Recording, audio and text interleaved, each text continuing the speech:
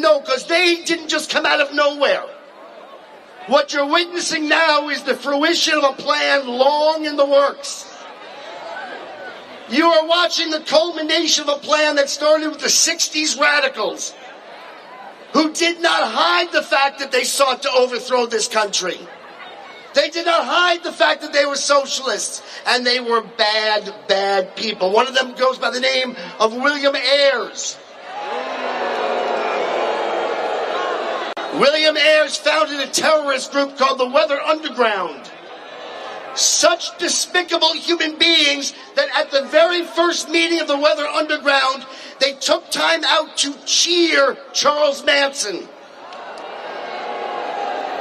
Because Charles Manson had done, or at least attempted to do, what the Democratic Party was attempting to do, what the radicals were attempting to do, which is to divide and conquer. That's what Helter Skelter meant. Helter Skelter was a cataclysmic race war.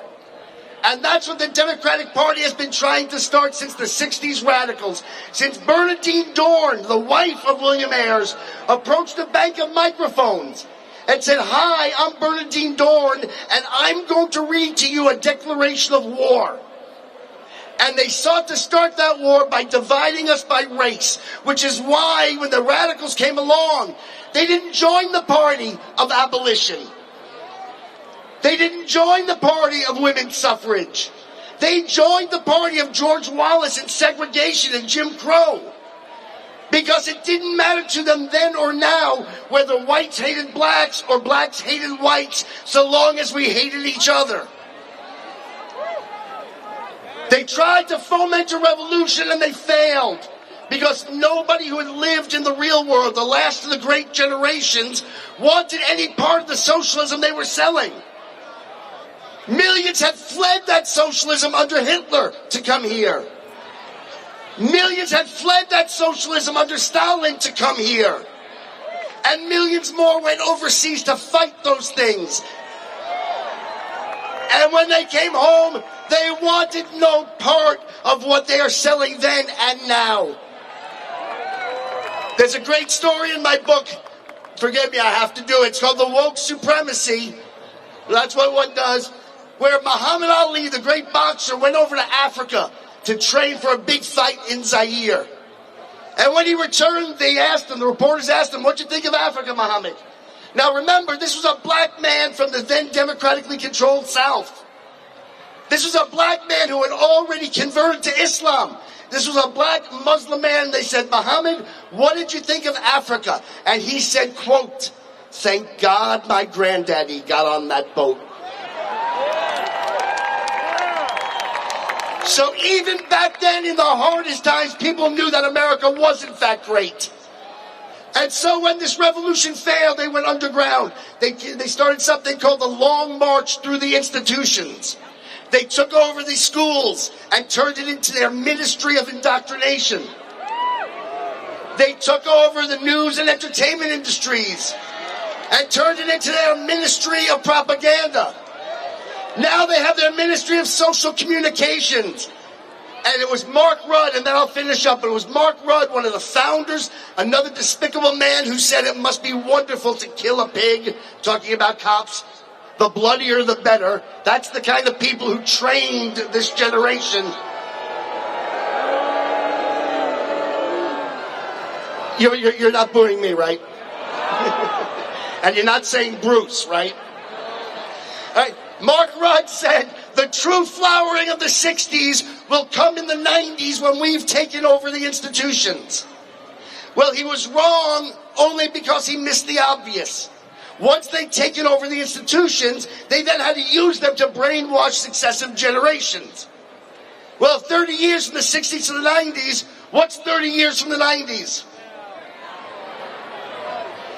Which is why they've finally taken off their masks. Which is why they're finally calling themselves what they've always been, socialists. It's why they're again killing cops. This has been a long time coming, and this is a revolution that they are attempting. I don't care if they put a smiley face or an old man's face in front of it. They did that with Big Brother. Joe Biden is just a face. He's a figurehead for the evil that lurks behind him. But I will tell you this. I will tell you this. We have always been slow to the fight. As Americans, we don't want to fight. We are the true liberals, lowercase l, live and let live. We've got other things to do with our lives than fight. We got family, we got schools, we got businesses. We were slow to World War I. We were slow to World War II. We were slow to the Cold War. And we were slow to the culture war. But we won World War I, we won World War II, we won the Cold War, and we will win the culture war.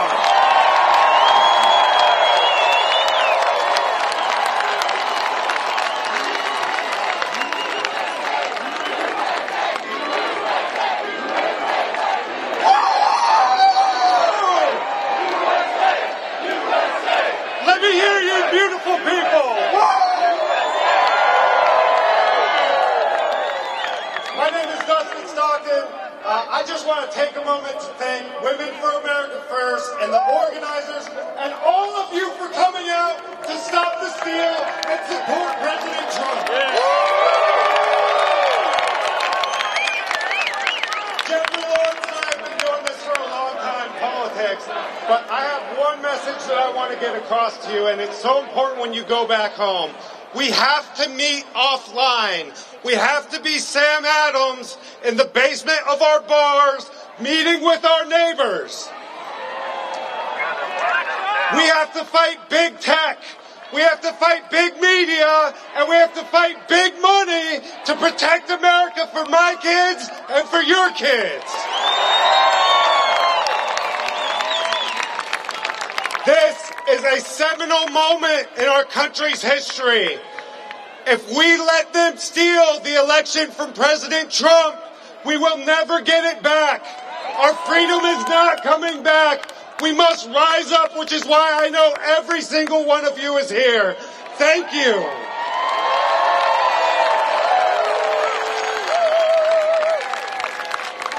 From the Tea Party on, what people don't realize is that Donald Trump was the natural progression of the Tea Party movement and the fight for our Constitution. You must come together. You must stand for your rights, and we must win.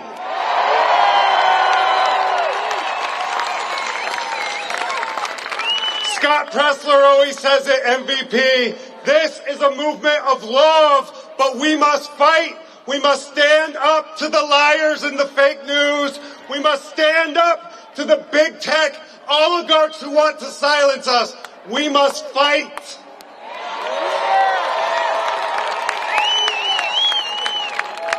When we march to the Supreme Court, we have a message to send. Our institutions have been corrupted and weaponized against we the people. And that's what Joe Biden's agenda is. There is no way that senile old fool beat the hardest working and greatest president ever.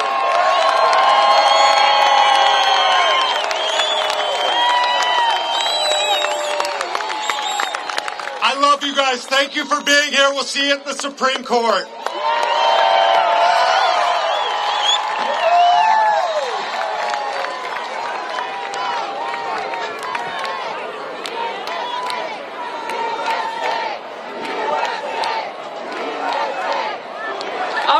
Good afternoon, America! Yes! My name is Debbie Carolinas. I'm the Vice President of Moms for America. Woo! I'm honored to say a few words here today. Moms for America is a national movement of mothers reclaiming our country for truth, family, freedom, and the Constitution. Who's a mama out here today? Who's a grandma out here today? We believe that moms are the heartbeat of America.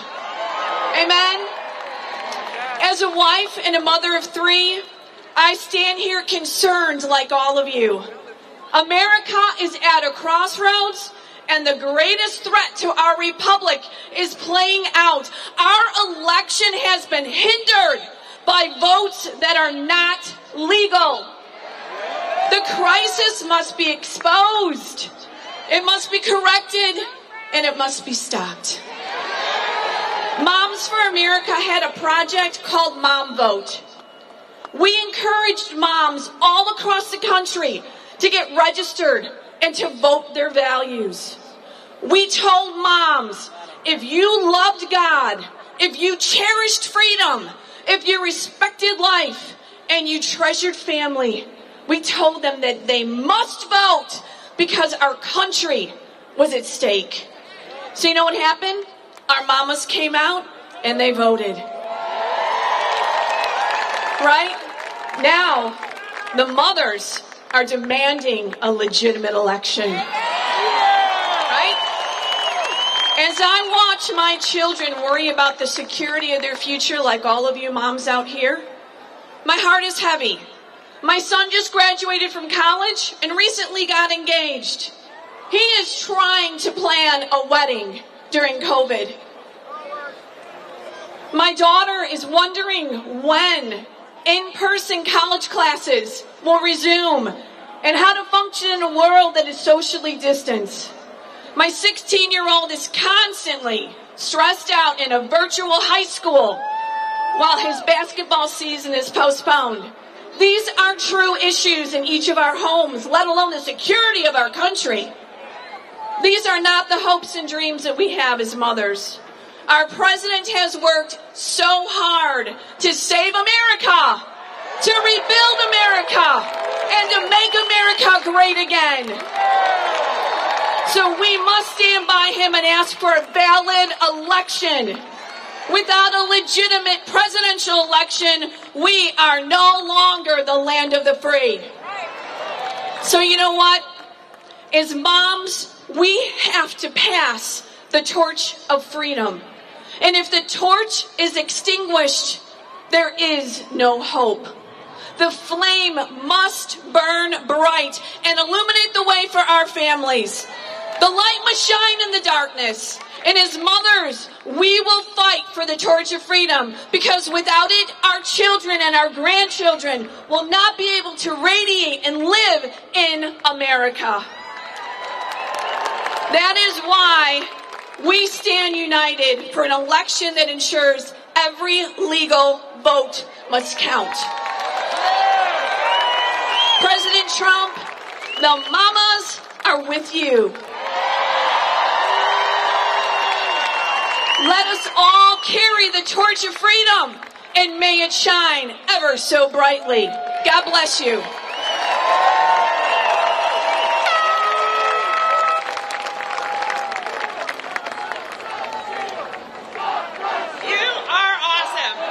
So excited to be here. My name is Megan Barth. I'm referred to as the Reagan Babe. I come all the way back from the Tea Party for 12 years. This is so reminiscent of the Tea Party when we kicked the Democrats' asses in 2010 up and down the ticket. The grassroots, the silent majority is loud, and we are alive. And shut it down. Will be reflected for this anyone that works right.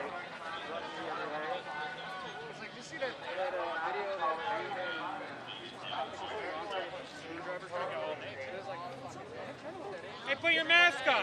That's the law. That's the law. You know you like the law? We like law. Like criticizing the past, the police will not be tolerated.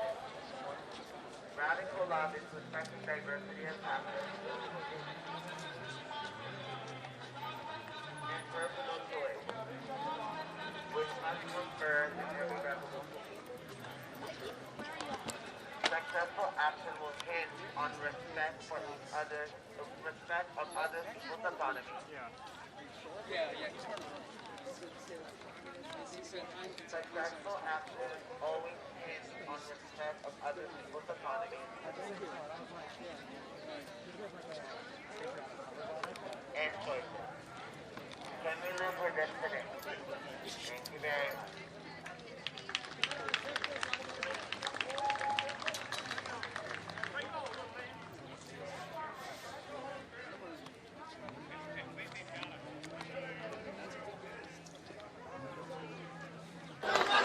We don't want to fundamentally transform this country. We will defend it with our lives.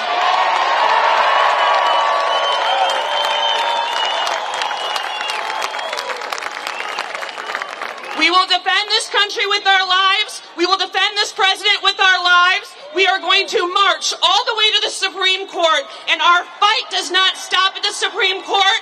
We take the fight back to our precincts, we take them back to our neighborhoods, and we make for damn sure that our local elected officials are elected fairly, and they are elected squarely, and that our voice, which is our vote, is not stolen.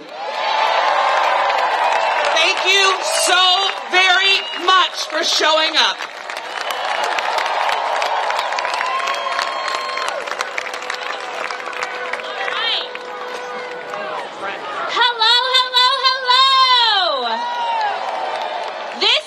Most beautiful crowd I have ever seen in my life.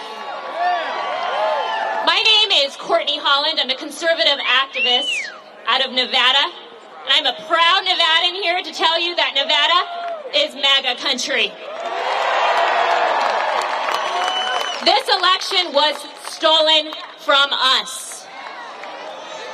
It is critical to the world that they see what happened in Nevada and across this country with how the Democrats have stolen this election. We here are out here today from all around the country to demand transparency. We want a free, fair, transparent election. And we want to stop the steal, am I right? All right. For 5 days out in Nevada, I helped lead hundreds of Nevadans standing in front of the Clark County Election Department. We are fired up, and we saw this happen in Michigan, in Wisconsin, in Georgia, in Arizona, because we want to be loud. I ask you all, we can no longer be the silent majority. We need to be the loud majority. Transparency should not be political. We are here to fight for every person's vote. I don't care if you're a Democrat, a Libertarian, an Independent, or a Republican. All of your votes matter. All of your votes matter. Every time an illegal ballot is cast, it silences one of your voices out there. And what we are witnessing today is a modern day coup.